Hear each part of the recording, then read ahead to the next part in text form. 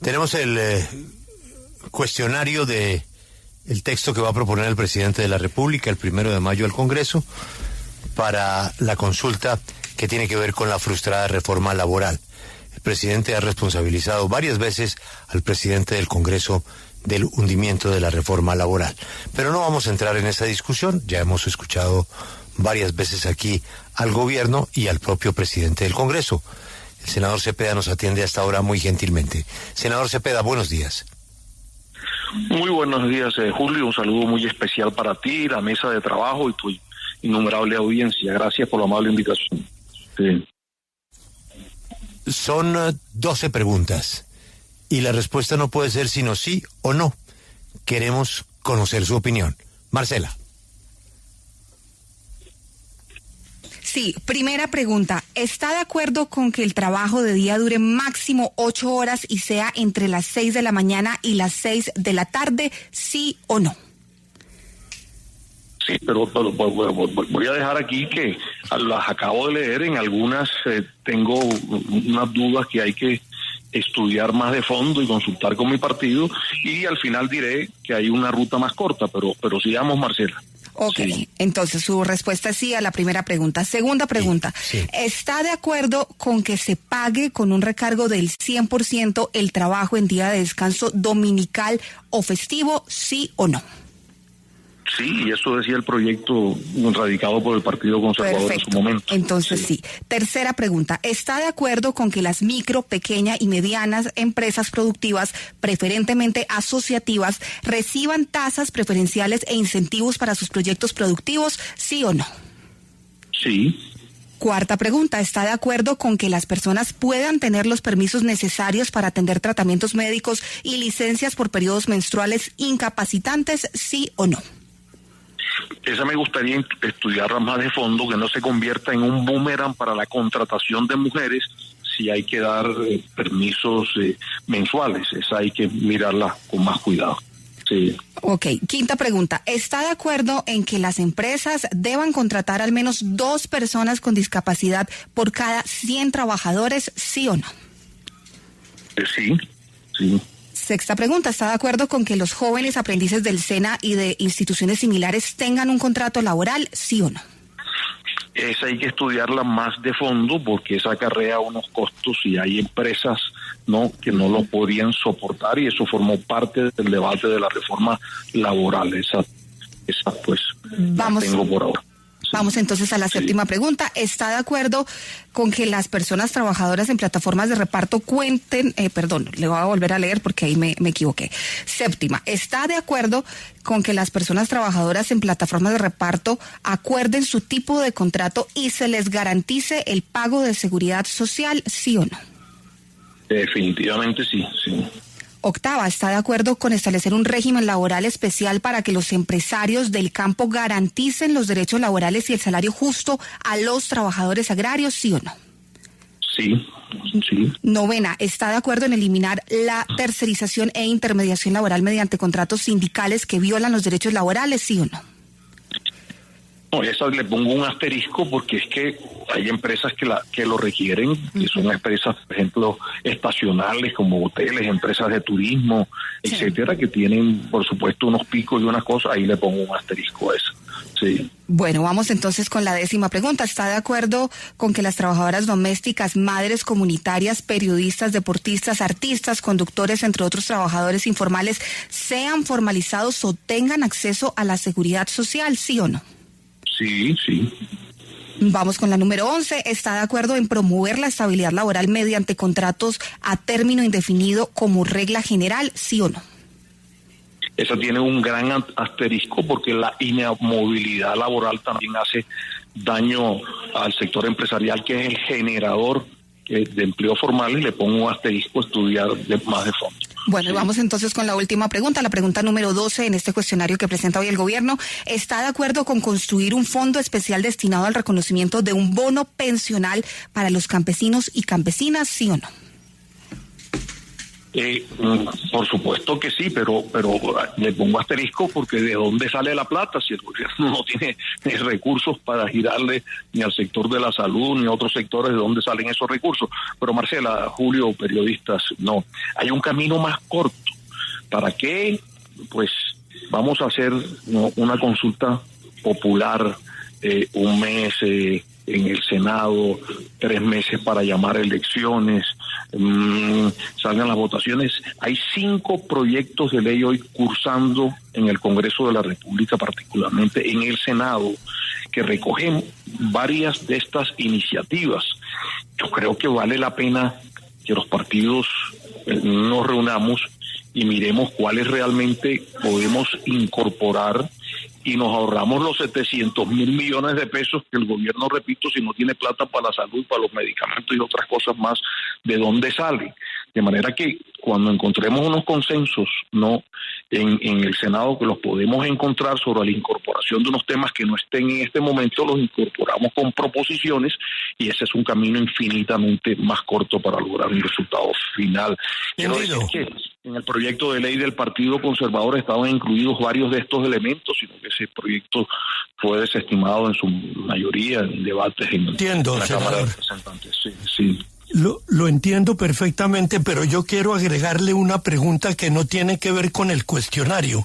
A su juicio, ¿este cuestionario revive las normas que la ley ya fueron negadas por el Congreso? Sí, hay varias de esas, porque recordemos que se negó como un todo esa reforma, a pesar de que a muchos de los sectores políticos nos gustaban algunas cosas, y repito, eso está, el Partido Conservador tiene la prueba, que fue el proyecto de ley radicado, pero como no, pues hubo esa búsqueda del consenso, por eso la Comisión Séptima del Senado decidieron hundirla toda, y miren que inmediatamente se presentaron 5 proyectos de ley, que recogen varios de estos temas, de manera que ese sería el camino corto, vamos a llamarlo bueno, bonito y barato. Sí. Pero, senador, algo que no entiendo es que si a los sí que usted ha dado, sin las que tiene cuestiones y usted le pone las... Es la mayoría, Félix. Exacto. A la mayoría dijo sí y a unas 3 les dijo lo quiero pensar. Con asterisco. Pero lo que no entiendo es, si a la mayoría usted le dice sí, ahí ya salía una muy buena reforma laboral. Con solo los sís. Los sís. ¿Por qué la dejaron hundir? Si eran los temas que estaban allá, es lo que no entiendo uno. No, porque la Comisión Séptima se vio abocada al todo o el nada, porque no hubo concertación y conciliación. Y cuando yo estoy diciendo, lo voy a pensar, es que nos vamos a reunir como bancada conservadora. Yo soy un hombre disciplinado, salí ahorita no hace mucho de la presidencia del partido, y realmente pues esto hay que consultarlo con el partido. Yo solo pues he contestado al rompe lo que pienso y lo que estaba incluido también. Entonces, ¿por qué no? ¿Y por qué dejaron hundir? Y yo diría, ¿por qué los partidos de gobierno hundieron el proyecto del Partido Conservador, que sí contenía varios de estos elementos? Y la Comisión Séptima ya no hubo conciliación, sino sí o no, y tocó votar que no. Sí. Ahora podemos reconstruir y ahí están los proyectos con varios de estos elementos. Es más fácil, si hay consenso sobre otras preguntas de estas que no estén en los proyectos, hacer proposiciones y avanzar con ese proyecto de ley, porque realmente en la esencia en muchas cosas hemos estado de acuerdo. Incluso la jornada de 6 a 6, el gobierno nacional había planteado incluso hasta 7 de la noche, y eso había sido aceptado por los partidos. El proyecto del Partido Conservador estaba al 100%, siempre hablamos de que las micro y pequeñas empresas que fueran las más golpeadas, pues debían recibir también una exoneración. Aquí no hay exoneración, sino como un incentivo. En fin, son matices, que hay que discutir siempre que podamos encontrar consensos. Yo estoy seguro que ahí estará el Congreso de la República. Estoy seguro que un partido, yo lo ha dicho muchas veces, lo ha dicho la presidenta Nadia Ablel, que pues haya búsqueda de consenso, pues el partido estará en esa orilla. Pero, doctor Efraín Cepeda, aquí lo que queda en evidencia es que evidentemente pues se le acaba de dar el papayazo perfecto al presidente Gustavo Petro. Se le hundió su reforma que plantea casi todo lo que está hoy consagrado en estas 12 preguntas, un poco más.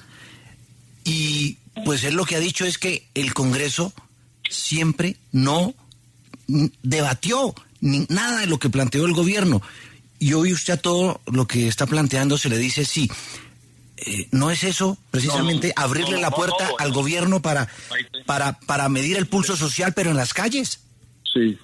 Yo de las 12 preguntas tuve 5 asteriscos y por supuesto todas tendrán que ser consultadas con el partido. No, porque están muchas de ellas en los proyectos de ley recogidos en el Senado. ¿Para qué? ¿Para qué vamos a polarizar en el país en un debate como ese?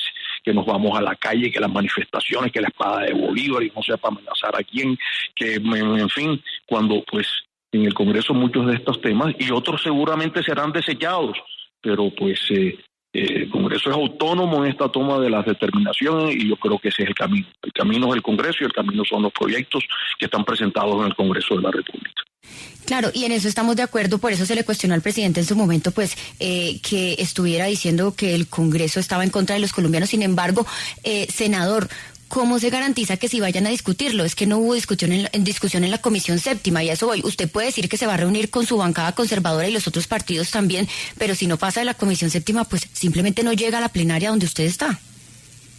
No, yo con estos proyectos 5 que están presentados, yo veo buen ambiente en general sobre estos proyectos y repito, no, por el ala del Partido Conservador muchos de estos temas estaban incluidos en nuestro proyecto de ley, varias de estas preguntas estaban, que eso fue desestimado por los partidos de gobierno, que hemos podido llegar a una concertación que no se quiso. Es que, perdóneme, yo tengo que repetir lo que he venido diciendo. El Congreso de la República es una rama de poder público absolutamente independiente, no es notario del Ejecutivo. Cuando el Ejecutivo que quiera que seamos notarios, pues por eso se han hundido varias de las reformas, cuando ha habido concertación, y son muchos los ejemplos, los proyectos han pasado. De manera que esto abre ya ahora ese debate, pero sí. Yo repito, personalmente pienso que, y lo repito nuevamente, el camino es el Congreso, y el Congreso pues llegará a estudiar estos temas y ver cuáles incorporamos a los 5 proyectos de ley que ya están presentados, los que no estén, porque muchos de ellos están ya incorporados, y hagamos el análisis en cuáles podemos incorporar y nos ahorramos toda esta polarización que se va a generar durante al menos 4, 5 o 6 meses y los 700.000 millones, que no es menor, que vale la consulta popular.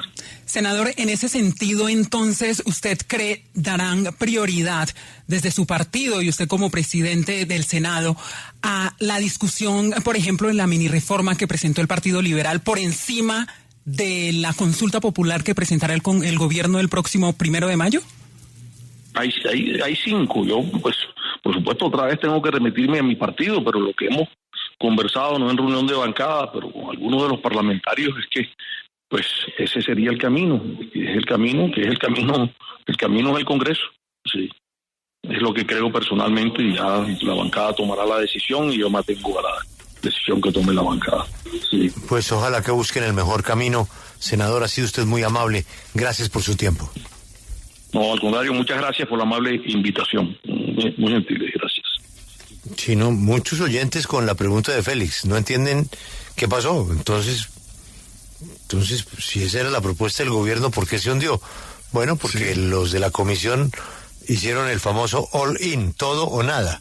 Pero es que no se puede jugar con la posibilidad de una consulta por cuenta del todo o nada. No, y además de que queden en entredicho, si estaban de acuerdo, temas que son buenos para los trabajadores colombianos, que por no llegar a esa discusión queden en el aire, porque nadie garantiza que la consulta logre el umbral. Y entonces podríamos tener un panorama como lo que pasó con la consulta anticorrupción, una gran votación, pero que por poquito no llega al umbral. Y acá tendríamos una reforma laboral que mucha gente está de acuerdo, incluso en el Partido Conservador, que según ellos, por lo que le escuchamos, con matices y algunas, y por eso una pregunta sí, otra no, se puede votar ahí mismo.